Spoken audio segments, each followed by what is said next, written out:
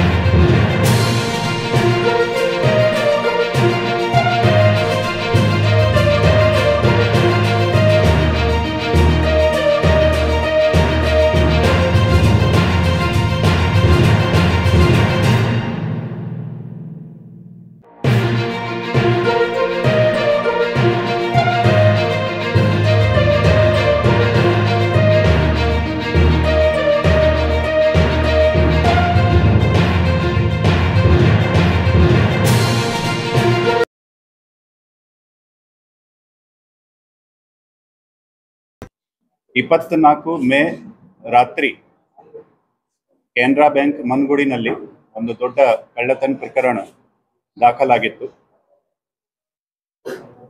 ಈ ಕೇಸ್ನಲ್ಲಿ ಸರಿಸುಮಾರವಾಗಿ 58 kg ಬಂಗಾರದ ಜ್ಯುವೆಲ್ಲರಿ ಕಳ್ಳತನ ಆಗಿದೆ ಅಂತ ಕಂಪ್ಲೇಂಟ್ ಆಧಾರದ ಮೇರೆಗೆ ಮನ್ಗುಡಿ ಪೊಲೀಸ್ ಸ್ಟೇಷನ್ನಲ್ಲಿ ಒಂದು ಕೇಸ್ ರಿಜಿಸ್ಟರ್ ಆಗುತ್ತೆ. ಈಗಾಗಲೇ 25/6/2025 SP ಅವರಾದ ಲಕ್ಷ್ಮಣ್ ಅವರು ತಮ್ಮೆಲ್ಲರಿಗೆ 3 ಜನ ಆರೋಪಿ ದಸ್ತಗಿರಿ ಮಾಡಿ ಮತ್ತೆ ಸುಮಾರು 10.5 ಕೋಟಿ ವರ್ತ್ ಪ್ರಾಪರ್ಟಿ ರಿಕವರಿ ಮಾಡಿದ್ದು ಅಂತ ಒಂದು ಪ್ರೆಸ್ ಸುದ್ದಿನಲ್ಲಿ ಹೇಳಿದ್ದು ಇರುತ್ತದೆ. ಲಾಸ್ಟ್ 15 ದಿವಸನಲ್ಲಿ ಇದೇ ತನಿಖೆ ಮುಂದುವರಿಸಿಕೊಂಡು ನಮ್ಮ ಈ 8 ವಿವಿಧ ತಂಡದ ಕಾರ್ಯಾಚರಣೆಯಲ್ಲಿ ಇನ್ನೂ ಅಡಿಷನಲ್ ಆಗಿ 12 ಜನ ಆರೋಪಿಗಳನ್ನು ದಸ್ತಗಿರಿ ಮಾಡಲಾಗಿದೆ. ಈ 12 ಜನ ಆರೋಪಿ ಪೈಕಿ ಇದರಲ್ಲಿ ಕೆಲವು ಜನ ರೈಲ್ವೆ ಕಾರ್ಯಾಲಯನ ಕರ್ಮಚಾರಿ ಇರ್ತಾರೆ.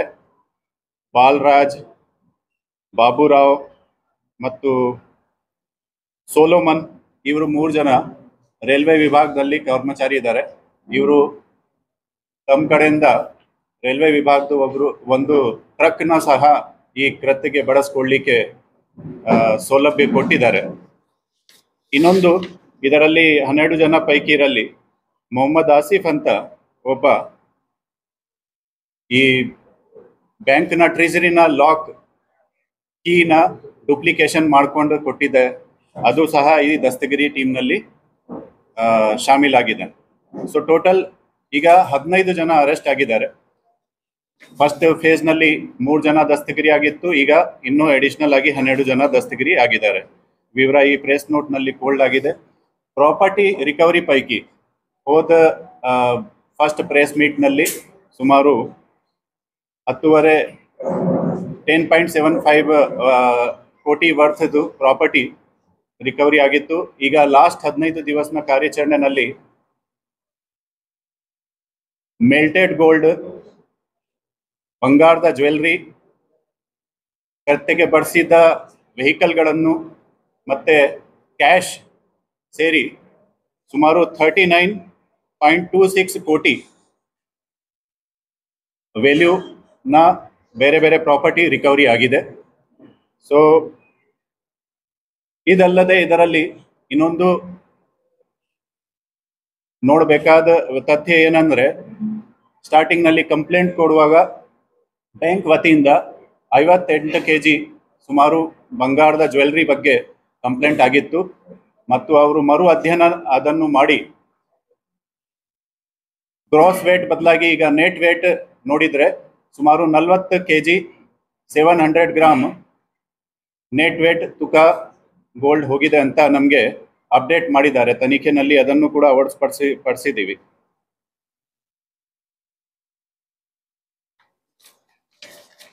ಈ ಪ್ರಕರಣ ನಮಗೆ ಯಾಕೆ ಚಾಲೆಂಜ್ ಒಂದು ಆಗಿತ್ತು, ಯಾಕೆಂದ್ರೆ ನಿಮ್ಗೆ ಎಲ್ಲರದು ಗೊತ್ತಿದ್ರು ಮಾಹಿತಿ ಪ್ರಕಾರ ಇವರು ಫೆಬ್ರವರಿ ತಿಂಗಳಿಂದ ಕೀನ ಡುಪ್ಲಿಕೇಶನ್ ಮಾಡಿ ಲಾಸ್ಟ್ 4 ತಿಂಗಳಿಂದ ಇವರು ಪ್ರಯತ್ನ ಮಾಡಿಕೊಂಡು ಒಂದು ಪ್ಲಾನಿಂಗ್ ಮಾಡಿ ಅಚ್ಚುಕಟ್ಟಾಗಿ ಒಂದು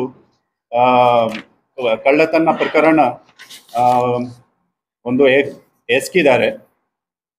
ಬಟ್ ನಮ್ಮ ತಂಡ ಒಂದು ತಿಂಗಳು ಒಳಗಡೆ ಈ ಕೇಸನ್ನ ಪತ್ತೆ ಮಾಡಿ ಆ 4 ತಿಂಗಳಿನ ಪ್ಲಾನಿಂಗ್ಗೆ ಡಿಟೆಕ್ಟ್ ಮಾಡಿದ್ದಾರೆ. ಬಿಜಾಪುರ್ನಲ್ಲಿ ಸರಿಸುಮಾರು ಆಗಿ ಪ್ರತಿ ವರ್ಷ 7 ರಿಂದ 8 ಕೋಟಿ ವರ್ತನ ಪ್ರಾಪರ್ಟಿ ಕಳ್ಳತನಲ್ಲಿ ಲಾಸ್ಟ್ ಆಗ್ತದೆ HBT ರಲ್ಲಿ. ಈ ಒಂದೇ ಪ್ರಕರಣದಲ್ಲಿ 53 ಕೋಟಿನ ಪ್ರಾಪರ್ಟಿ ಹೋಗಿದ ಮೇಲೆ ಈ ಕೇಸ್ಗೆ ನಾವು ಹೆಚ್ಚಿನ ಕಾಳಜಿ ವಹಿಸಿಕೊಂಡು SP ಅವರಾದ ಲಕ್ಷ್ಮಣ್ ನಿಂಬರ್ಗಿ ಅವರ ನೇತೃತ್ವದಲ್ಲಿ ಮತ್ತೆ he was ably supported by both additional SP Shankar Mariyad ಅವರು ಈ ತಿಂಗಳು ಎಂಡ್ನಲ್ಲಿ ರಿಟೈರ್ಡ್ ಆಗ್ತಾ ಇರೋದು. ಈ ರಿಟೈರ್ಡ್ ಆಗುವಾಗ ಮುಂಚೆ ಅವರು ನಮಗೆ ಇದು ಒಂದು ತಮ್ಮ ಕಾರ್ಯಾಚರಣೆದು ಒಂದು ಕೊಡುಗೆ ಕೊಟ್ಟು ಹೋಗ್ತಾ ಇದ್ದಾರೆ ಅಂತ. ಮತ್ತೆ ಇನ್ನೊಬ್ಬರು ಅಡಿಷನಲ್ SP ಆದ ರಾಮನ್ ಗೌಡ ಹಟ್ಟಿ ಅವರು, ಇವರ ಮಾರ್ಗದರ್ಶನದಲ್ಲಿ 8 ವಿವಿಧ ತಂಡ ರಚನೆ ಮಾಡಲಾಗಿತ್ತು. ಇದರಲ್ಲಿ ಮುಖ್ಯವಾಗಿ ನಮ್ಮ ಅಧಿಕಾರಿಗಳು DSPಗಳಾದ ಸುನಿಲ್ ಕಾಂಬ್ಳೆ, ಪಲ್ಲದ ನಂದಗಾವಿ, CPI ರೌಡಾದ ರಮೇಶ್ ಅವಜಿ, ಪುರುಷಾಂತ್ ಅಶೋಕ್ ಮತ್ತು PSI ಶ್ರೀಕಾಂತ್ ಅಶೋಕ್, ದೇವರಾಜ್, ಬಸವರಾಜ್, ರಾಕೇಶ್, ಸೋಮೇಶ್, ವಿನೋದ್ ದೊಡ್ಡಮನಿ, ವಿನೋದ್ ಪೂಜಾರಿ, ಶಿವಾನಂದ್ ಪಾಟೀಲ್, ಯತೀಶ್ ಮತ್ತು ಶ್ರೀಮತಿ ನಾಗರತ್ನ ಅವರು ಸೇರಿ ಸುಮಾರು 100 ಜನ ಸಿಬ್ಬಂದಿ ಹಗಲು ರಾತ್ರಿ ಕರ್ತವ್ಯ ಮಾಡಿ ಲಾಸ್ಟ್ 1.5 ತಿಂಗಳಿನಲ್ಲಿ ಬಿಜಾಪುರ್ನಲ್ಲಿ ಬೇರೆ ಯಾವುದೇ ಬಂದೋಬಸ್ತ್ ಇರಲಿ ಅದನ್ನು ನೋಡ್ತಾ ಅವ್ರ ಜೊತೆಗೆ ಈ ಕೇಸ್ ಸಹ ಪತ್ತೆ ಮಾಡಿ ಯಶಸ್ವಿಯಾಗಿದ್ದಾರೆ. ಈ ತಂಡಗೆ ಮತ್ತೆ ತಂಡ ನಾಯಕರಿಗೆ ನಮ್ಮ ಇಲಾಖೆ ವತಿಯಿಂದ ಪ್ರಶಂಸನ ಮತ್ತು ಅಪ್ರೋಪ್ರಿಯೇಟ್ ರಿವಾರ್ಡ್ ಅನ್ನ ಘೋಷಣೆ ಮಾಡಲಾಗ್ತದೆ. ಈಗ ಇನ್ನೂ ಇದರಲ್ಲಿ 3 ರಿಂದ 4 ಸುಮಾರು ಜನ ಇನ್ನೂ ಅರೆಸ್ಟ್ ಆಗೋದು ಬಾಕಿ ಇರುತ್ತದೆ. ಪ್ರಾಪರ್ಟಿ ಬೆಲೆ ಅದನ್ನು ಕಂಪೇರ್ ಮಾಡಿದರೆ ಸುಮಾರು 85% ಪ್ರಾಪರ್ಟಿ ನಾವು ಇದರಲ್ಲಿ ಪತ್ತೆ ಮಾಡಿದ್ದೀವಿ. ಇನ್ನೂ 15% ಸುಮಾರು ರಿಕವರಿ ಮಾಡಲಿಕ್ಕೆ ನಾವು ತನಿಖೆ ಮುಂದೆ ಬರೆಸ್ತಾ ಇದ್ದೀವಿ. ಆದರೆ ಸರಿಸುಮಾರು ಆಗಿ ಕೇಸ್ನ ಮುಖ್ಯ ಮತ್ತು major part of the property has been recovered.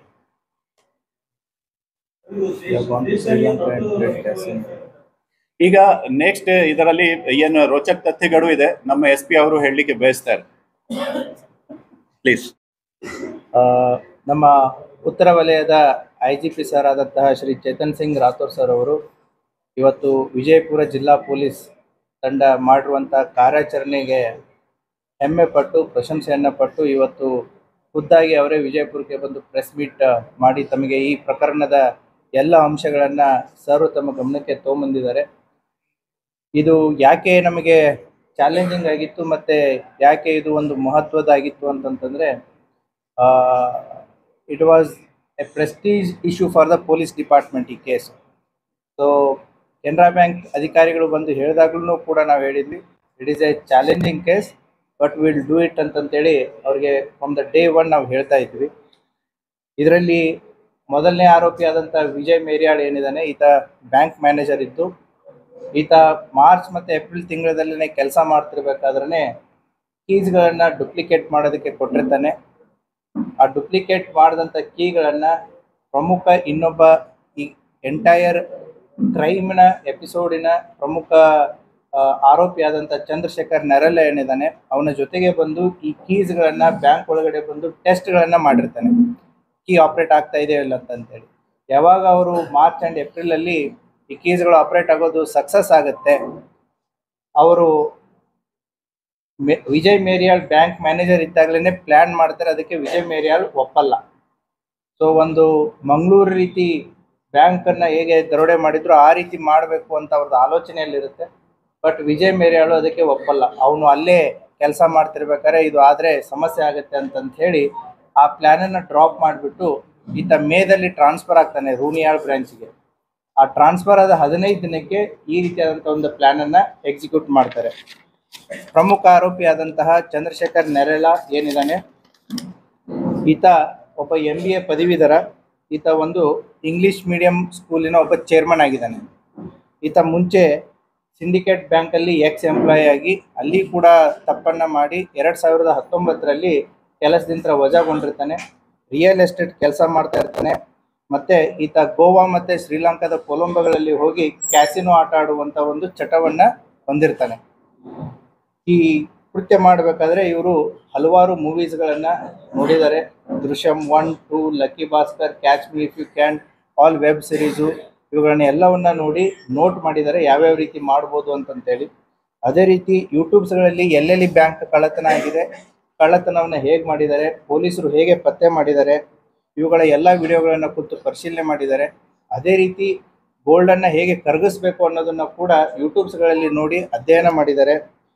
ಮತ್ತು ಇತ್ತೀಚೆಗೆ ಕರ್ನಾಟಕದಲ್ಲಿ ಆದಂತಹ ಮಂಗಳೂರು, ದಾವಣಗೆರೆ ಮತ್ತು ಬೀದರಲ್ಲಿ ಏನು ಪ್ರಕರಣಗಳಾಗಿತ್ತು ಆ ಪ್ರಕರಣಗಳನ್ನು ಕೂಲಂಕುಷವಾಗಿ ಅಧ್ಯಯನ ಮಾಡಿದ್ದಾರೆ.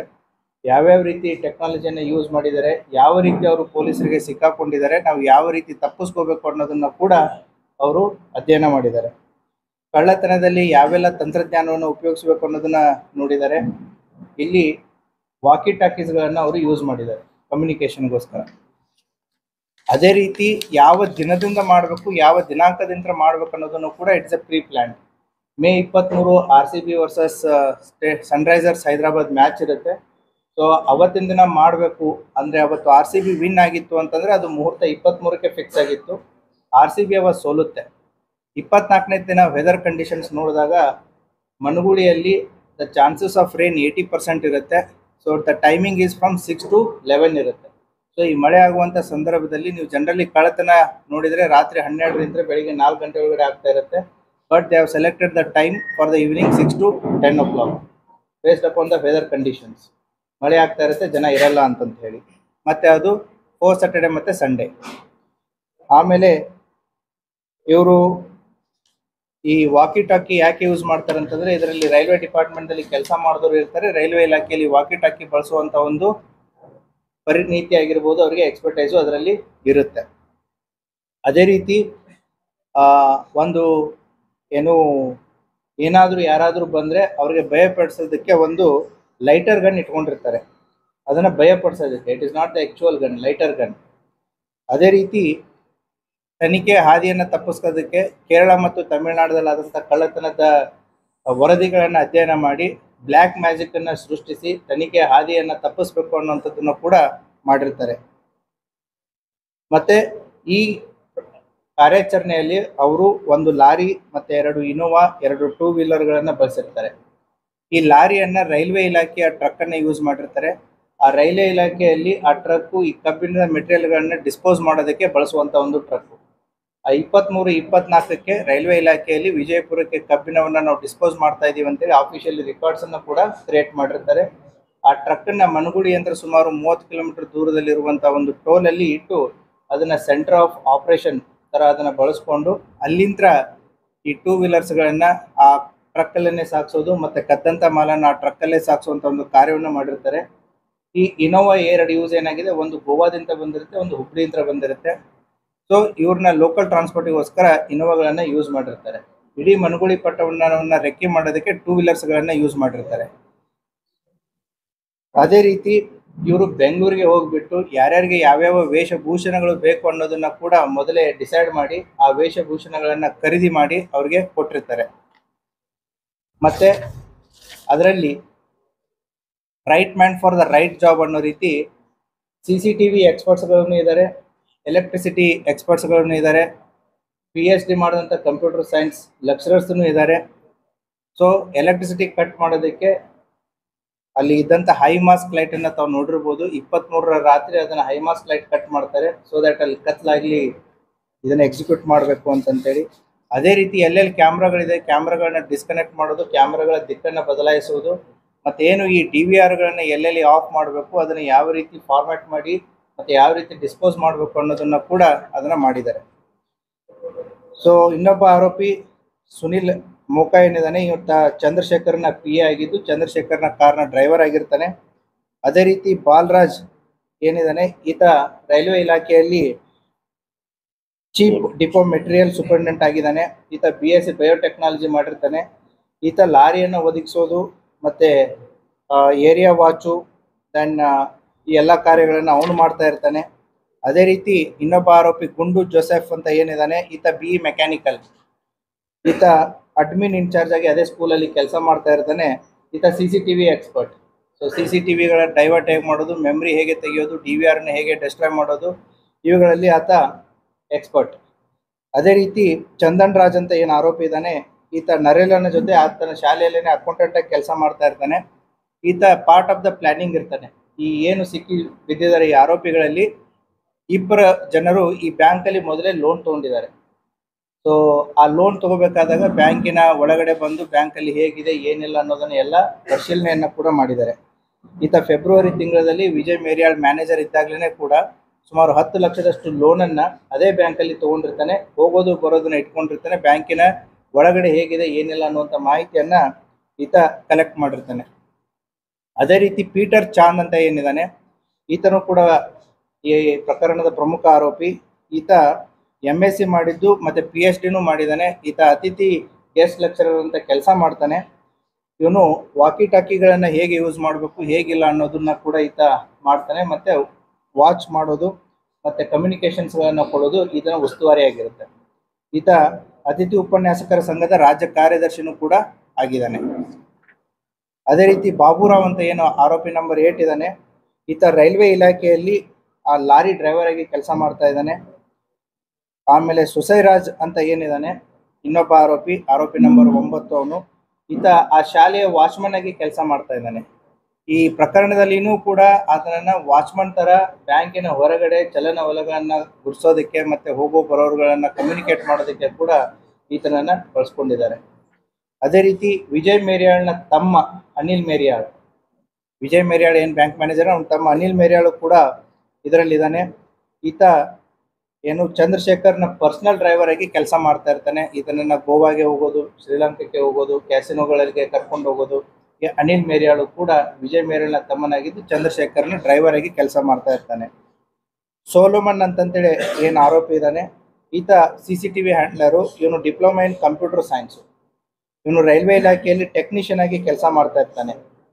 ಈತನು ಕೂಡ ಇದೇನು ನಮ್ಮ ಹೈ ಮಾಸ್ಕ್ ಲೈಟ್ ಅನ್ನ ಕಟ್ ಮಾಡ್ತಾರೆ ಆ ಟೀಮಲ್ಲಿ ಕೂಡ ಆತ ಇರ್ತಾನೆ. ಅದೇ ರೀತಿ ಮೆರಿಯಾ ದಾಸ್, ಇವನು ಎಲೆಕ್ಟ್ರಿಷಿಯನ್ ಆಗಿತ್ತು. CCTV ಮತ್ತು ಎಲೆಕ್ಟ್ರಿಸಿಟಿ ಕೇಬಲ್ಸ್ಗಳನ್ನು ಮತ್ತು ಇನ್ಸೈಡ್ ಸೆಕ್ಯೂರಿಟಿ ಅಲಾರಮಿಂಗ್ ಸಿಸ್ಟಮ್ಸ್ ಏನಿರುತ್ತೆ ಅವುಗಳನ್ನು ಕೂಡ ಹೇಗೆ ಆಪ್ರೇಟ್ ಮಾಡಬೇಕು ಅನ್ನೋದು ಕೂಡ ಈತನಿಗೆ ಗೊತ್ತಿರುತ್ತೆ. ಅಷ್ಟೇ ಅಲ್ಲದೆ ಇನ್ನೊಬ್ಬ ಆರೋಪಿ ಅಬು ಮೋಹನ್ ಅಂತ ಏನಿದ್ದಾನೆ, ಈತ ITI ಆಟೋಮೊಬೈಲ್ ಮಾಡಿದ್ದು. ಚಂದ್ರಶೇಖರ್ ಏನು ರಿಯಲ್ ಎಸ್ಟೇಟ್ ಮಾಡ್ತಾನೆ, ಆ ರಿಯಲ್ ಎಸ್ಟೇಟ್ಗಳಲ್ಲಿ ಅವನ ಜೊತೆಗೆ ಕಟ್ಟಡಗಳ ಸೂಪರ್ವೈಸರ್ ಆಗಿ ಕೆಲಸ ಮಾಡ್ತಾ ಇರ್ತಾನೆ. ಸೊ ಈತನು ಕೂಡ ಕ್ಯಾಸಿನೋ ಪ್ಲೇಯರ್ ಆಗಿರ್ತಾನೆ. ಮತ್ತು ಮೊಹಮ್ಮದ್ ಆಸಿಫ್ ಏನಿದ್ದಾನೆ, ಈತ ಡೂಪ್ಲಿಕೇಟ್ ಕೀ ಮಾಡಿಕೊಟ್ಟವನು. ಈತ ಹುಬ್ಳಿಯಲ್ಲಿ ಒಂದೇ ಆದಂಥ ಒಂದು ಅಂಗಡಿ ಇರುತ್ತೆ. ಇನ್ನೊಬ್ಬ ಆರೋಪಿ ಇಜಾಜ್, ಈತನು ಕೂಡ ಚಂದ್ರಶೇಖರ್ ನಾರಾಯಣ ಡ್ರೈವರ್ ಆಗಿದ್ದು, ಈತನು ಕೂಡ ಈ ಪ್ರಕರಣದಲ್ಲಿ ಭಾಗಿಯಾಗಿರ್ತಾನೆ. ಸೊ ಇಷ್ಟೊಂದು